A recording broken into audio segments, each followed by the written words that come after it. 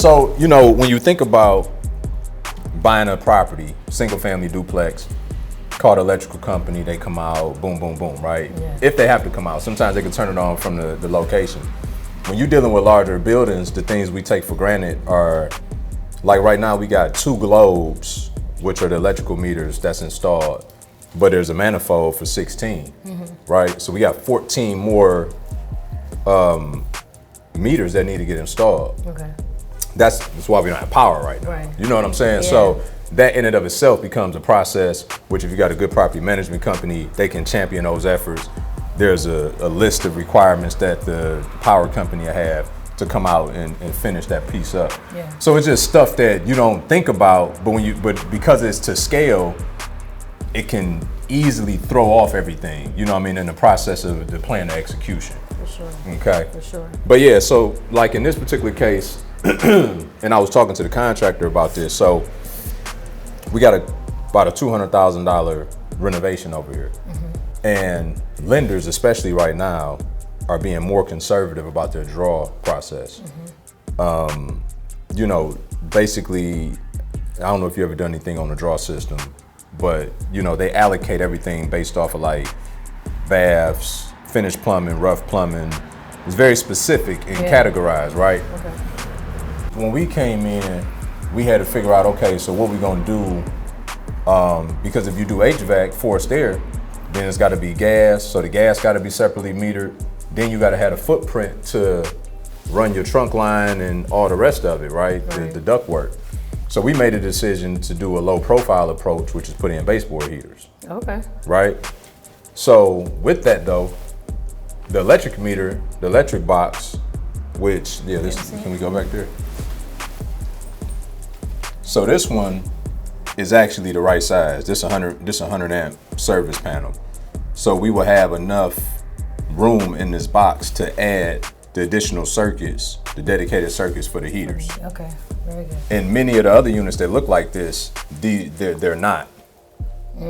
Right? Okay. And so there's only like, say, 6 or 8 spots for breakers when that's not enough amperage. So we would need like 12 to 14 as we have here. We probably only use 10 of them, but still to have enough capacity to do what we're trying to do in terms of adding baseboard heat. Okay. So when you look at that, the lender could come out and be like, oh, that was already there. When in fact, we spending $40,000 on changing all this stuff out that I'm talking about. So it's just stuff like that. So it's like, how do you tell the story if they don't necessarily see the story? Right. And it's like, well, we just got to proactively make sure that we're getting recordings of the work while it's being done to make sure that we got our proof that if they see it as an oversight, we can say, nah, we did the work. Right. So stuff like that you don't think about. Yeah, but that's what I'm saying. imagine good. You hedge out and you do you got 20 grand out there, 30 grand out there and work that was already started and you getting paid based on work completed. And then they come out doing an inspection and they don't pay you. Then what? Yeah. If you ain't got the liquid to keep floating your project, it stops. Yeah, that's good. Right? Yeah. So these are all the things because, the carrying cost for something like this, the mortgage, the utilities, once you can get them on, it ain't cheap.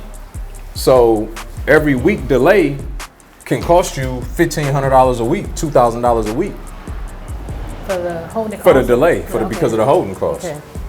So it's, you really as a owner, an operator, have to start looking at things from a different perspective, from an enterprise perspective versus owning an asset perspective. Right, because just like any other enterprise, you look at a P&L regularly, right? Profit and loss statement. You would look at, all of those nuances that can impact cash flow, right? And I'm talking cash reserves initially when I say cash flow, not the actual cash flow that comes out of the process.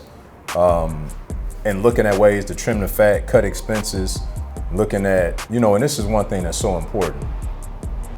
This is why it's a poor idea. So most of the time when we buy buildings like this, it's because somebody tried to self-manage. And you shouldn't do that. Yeah. Even if you're out there and you got single family or duplexes or whatever, you shouldn't self-manage because what happens is we're human beings.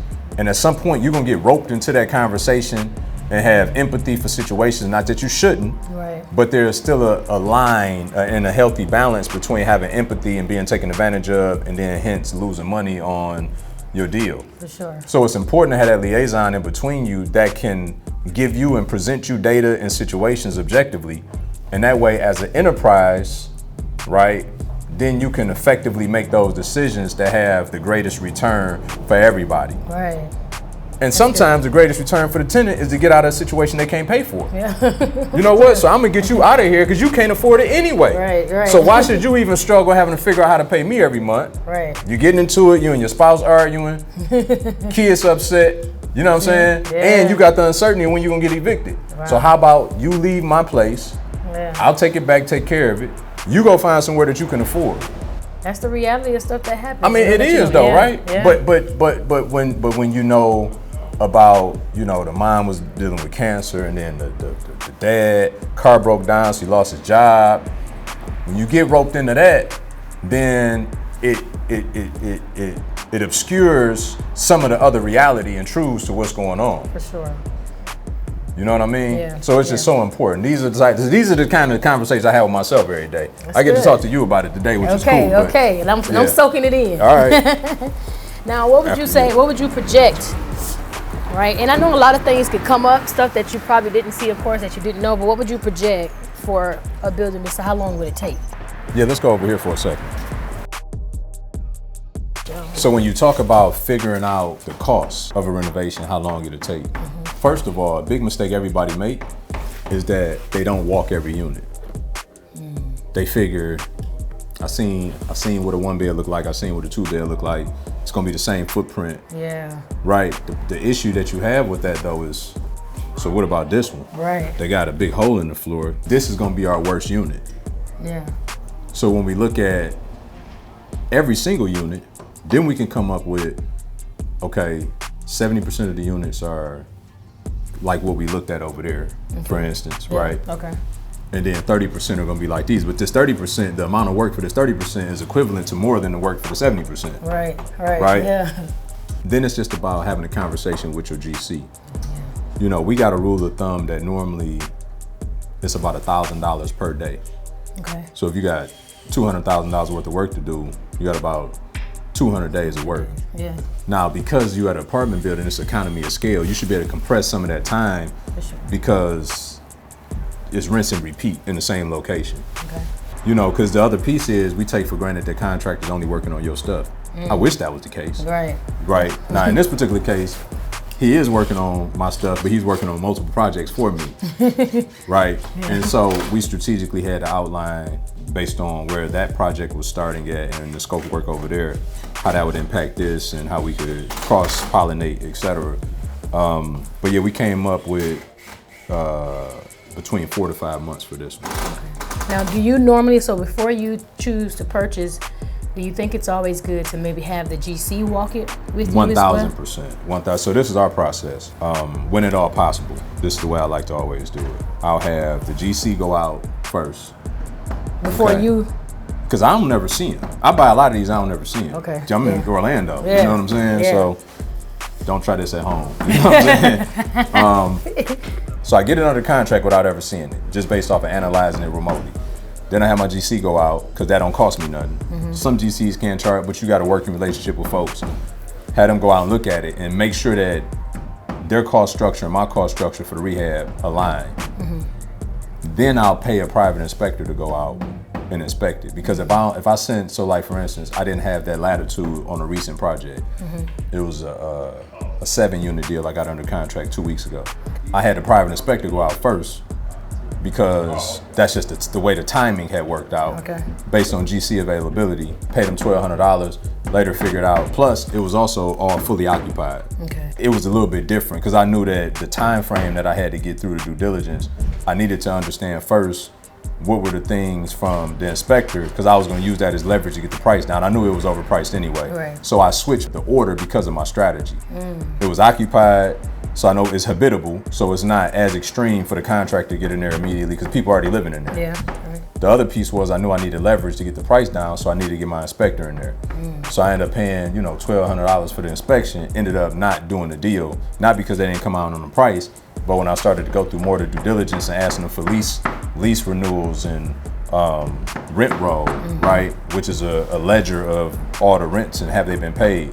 Asked them for a T12, which is a income and expense sheet that they weren't able to produce.